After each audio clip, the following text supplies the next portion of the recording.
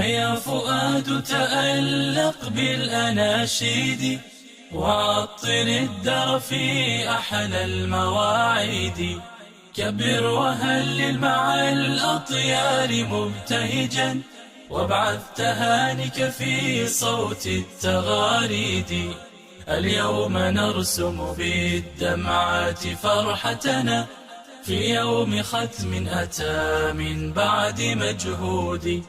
بشرى لمن حفظوا القرآن تغمرهم، رحمة ربي وفضل غير محدود.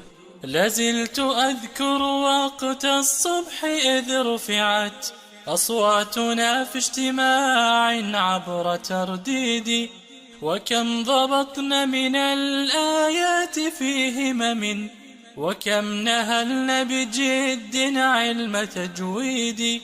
وكيف تنعش من إحساسنا أمل، أستاذة مثل أمطار على البيد. كم كانت الأم والأخت التي نذرت حياتها بين